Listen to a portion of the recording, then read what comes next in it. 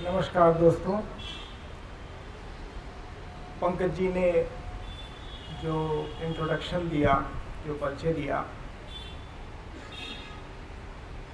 असल में मैं नास्तिकता को क्या समझता हूँ, मैं बहुत संक्षेप में प्रयास करूँगा कि आपके सामने रख पाऊँ। मेरी धर्म से या ईश्वर से कोई लड़ाई नहीं है। मैं ईश्वर के या धर्म के विरुद्ध नहीं हूँ। और फिर सही बात तो ये है कि जिसका अस्तित्व ही नहीं है, नास्तिकता का मतलब, अभी जैसे आपने पूछा कि नास्तिकता का मतलब क्या है, तो मैंने कहा कि एक छोटे से एक शब्द वाक्य में अगर उसको कहा जाए, जो किसी भी प्रकार के सुपर नेचुरल पावर में बिलीव न करता हो, वो नास्तिक है।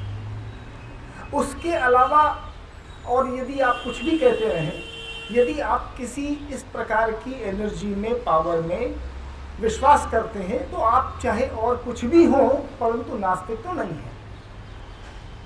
अब ये नास्तिकता है क्या, कहाँ से आई?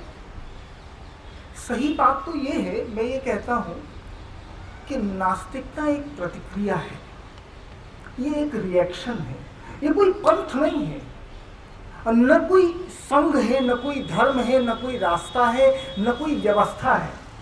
बहुत से लोग मुझसे कहते हैं कि आप एक संगठन बनाइए, आप एक ऑर्गेनाइजेशन बनाइए, पर मुझको तो लगता ही नहीं कि ये कोई संघ है या ये इसकी किसी संगठन की आवश्यकता है, क्योंकि ये एक स्वतः स्फूर्त प्रतिक्रिया है, न कि अपने आप में कोई पथ, कोई रास्ता, कोई व्यवस्था।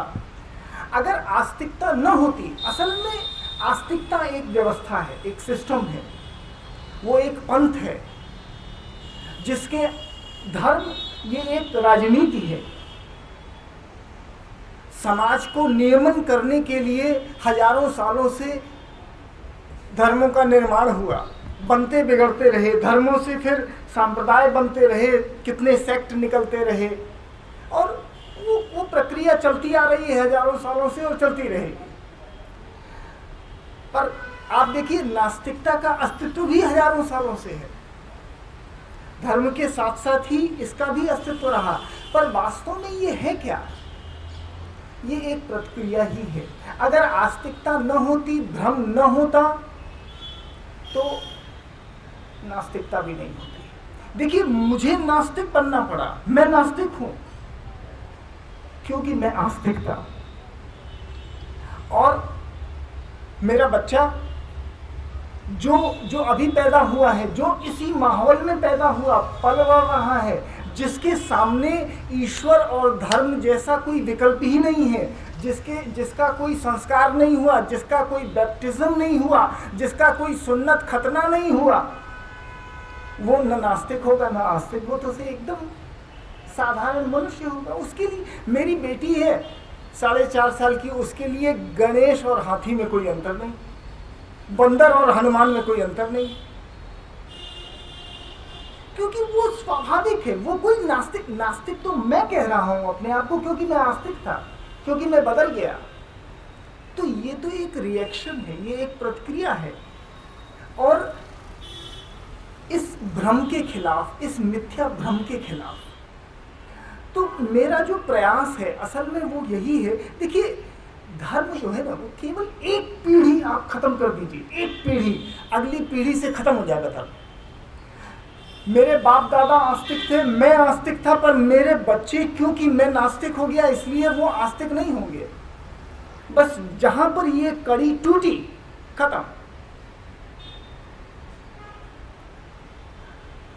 इस भ्रम ने, तो मैं कहना क्या चाहता हूं, मेरी कोई, असल में ठीक है, आप ईश्वर को मानते हैं, आप बंदर को मानते हैं, आप कार स्कूटर को मानते हैं, आप पत्थर को मानते हैं, पेड़ पौधा को मानते हैं, क्या मेरे से क्या ले रहे हैं? मेरे ऊपर कोई फर्क नहीं पड़ता।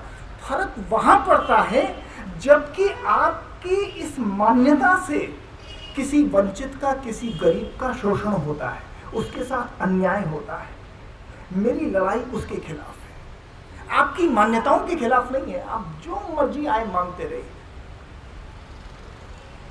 मुख्य बात यह है कि आपके इस मान्यता की आड़ में हो क्या रहा है।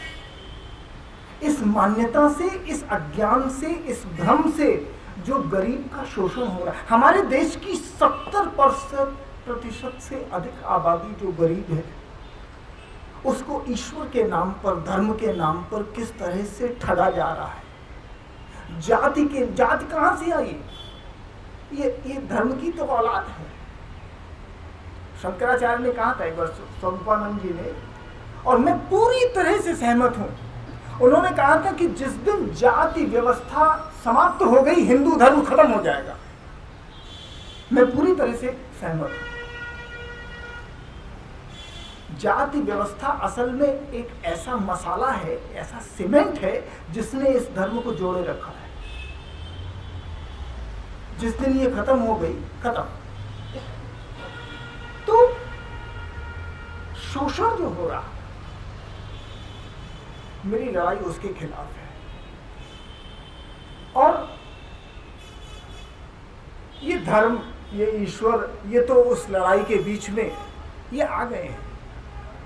धर्म आ गया, उसका ईश्वर एक काल्पनिक सत्ता, ये धर्म का हथियार है, ये आ गया, इसलिए उसके ऊपर उंगली उठा देता हूं। तो मेरे कहने का मतलब केवल इतना ही है। मैं केवल इतना कहना चाहता हूं कि नास्तिकता जो है, अब किसी से पूछा, क्यों भाई नास्तिकता के प्रति पूर्वाग्रह कितने हैं? लोग नास्तिक एक इतना नकारात्मक शब्द बन गया है हमारे समाज में कि इसके पूर्वाग्रह का यदि एक उदाहरण दूं मैं आपसे, कि किसी से पूछा, क्यों भाई आप बैगन की सब्जी खाएंगे?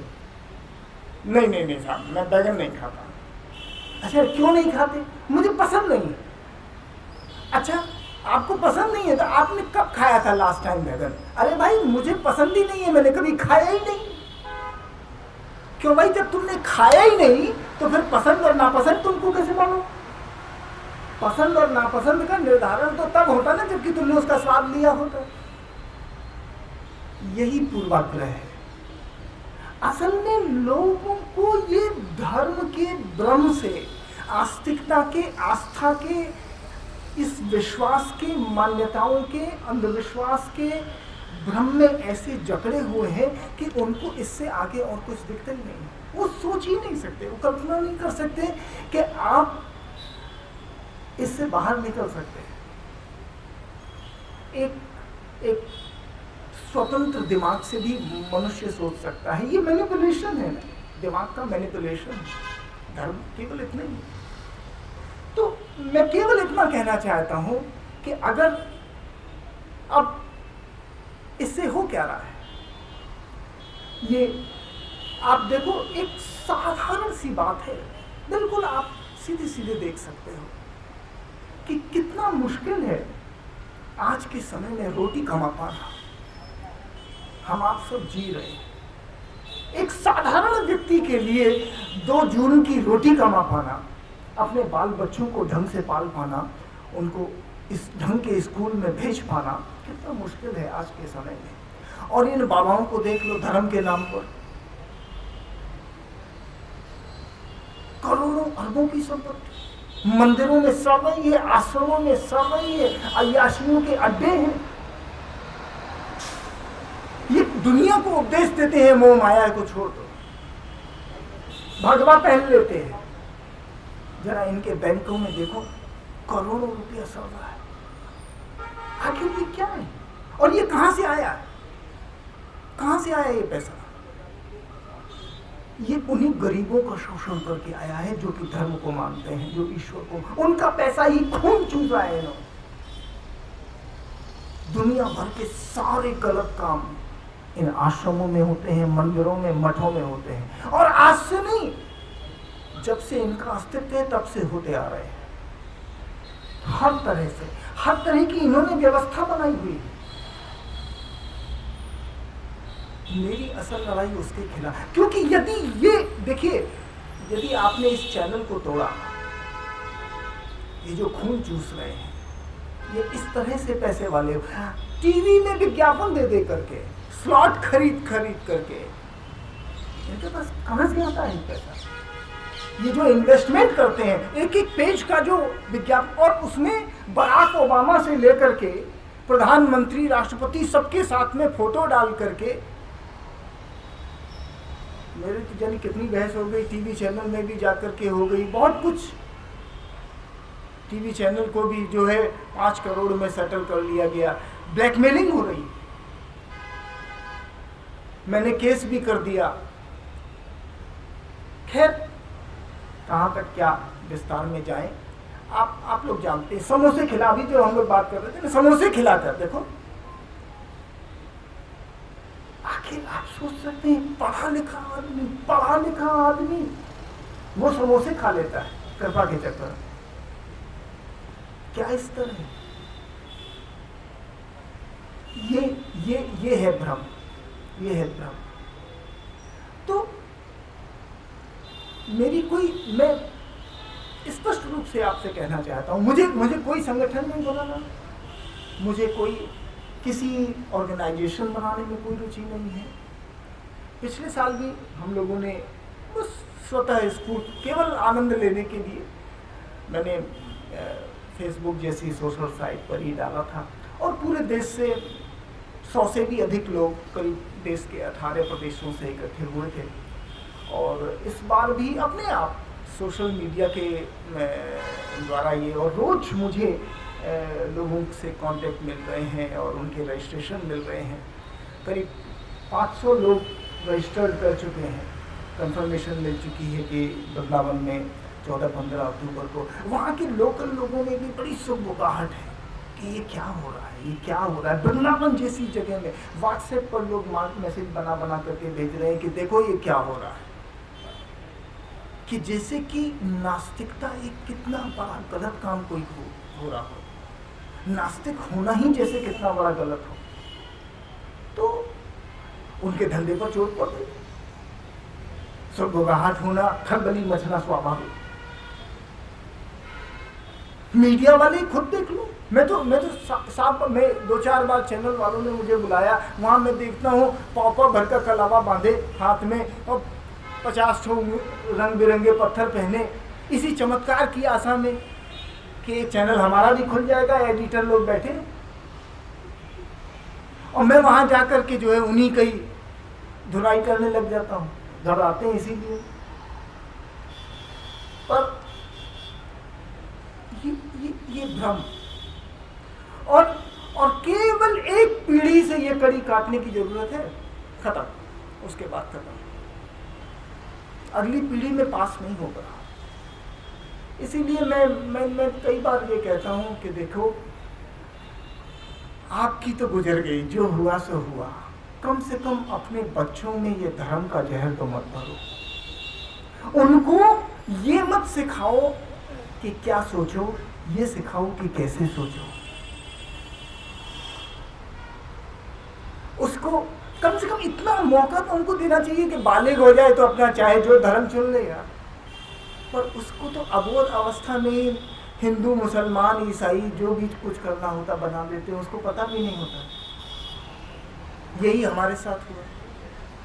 बस ये है कि जो इसमें से बाहर निकल गया, बाहर आ गया, तो केवल एक पीढ़ी की बात है, एक पीढ़ी। अगर आप ये स्वतंत्रता भी देते, और भविष्य इसी का है, देखिए आप पूरी दुनिया में देख लीजिए, जहां भी विपन्नता है, गरीबी है, भुखमरी, दुनिया के सब देशों में, पूरी दुनिया में मैं घूमा हूं,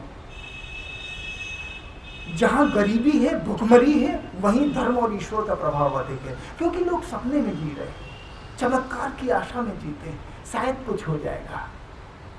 गरीब आदमी है, उसके पास ज्यादा शिक्षा की भी रिसोर्सेस नहीं है, दिमाग भी उतना डेवलप नहीं हुआ है। और ये जहर तो ऐसा है कि ये जो यहाँ तो इसरो के वैज्ञानिक भी जो है वो प्रतिकृति लेकर के मंदिर में जाते हैं, पहले हर परीक्षण के पहले वो नारियल फोड़ते हैं। तो कहने का भाव ये है, मैं केवल इतना कहना चाहता हूँ कि प्रयास ये है कि हम अपनी बात को और लोग सोचने पे मजबूर हो रहे हैं। असल में देखिए, मेरी बात वही लोग सुनते हैं जिनको उनको भी लग तो रहा है, मेरी बात सुन के थोड़ा सा उनको सहारा मिल जाता है, संबल मिल जाता है कि हाँ, हमारी तरह भी सोचने वाला कोई और है। तो लगता तो है, अंदर से महसूस तो होता है।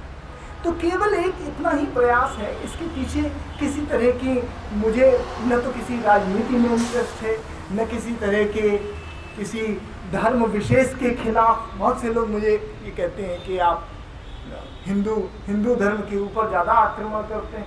मैंने इस्लाम के खिलाफ भी बहुत लिखा है, मैं ईसाइयत के भी वैसे ही खिलाफ हूँ। सबको एक ही लाठी से हाँकता हूँ, कोई फर्क नहीं पड़ता, सब एक। तो बस केवल इतना ही कहना है कि इस बात को हम थोड़ा सा फैला सकें। तो वो लोग जो ऐसे कोने में अकेले में बैठे हैं, उनको ये लगता है कि मेरा पूरा परिवार, पूरा खानदान सब धार्मिक है, सब ईश्वर की कृपा की बात जो हो रहे हैं। तो जब ऐसा कुछ मिलेगा तो उनको भी सोचने को एक मौका मिले। केवल इतना ही प्रयास है, और उसी प्रयास में अपने आप लोग जोड़ रहे हैं। तो यहाँ तो ये एक हमारे नज़दीकी मित्रों के प्रयास से, पंकज जी हैं, आशुतोष जी हैं, एक ये प्रयास के स्वरूप, और सोशल मीडिया पे तो हम लोग कर ही रहे हैं, और इस तरह से लोग जोड़ रहे हैं। तो केवल ये एक प्रयास है कि इस आवाज़ को, इस बात को थोड़ा सा और आगे बढ़ाया जाए, और आप लोगों का इसमें सहयोग अपेक्षित है। मैं आप सबको आमंत्रित करता हूँ कि 14-15 अक्टूबर को वृंदावन में आप लोग खुद आएँ और देखें, बहुत देश भर से समान विचार के लोग जुड़ रहे हैं, उनकी भी बातें सुने। तो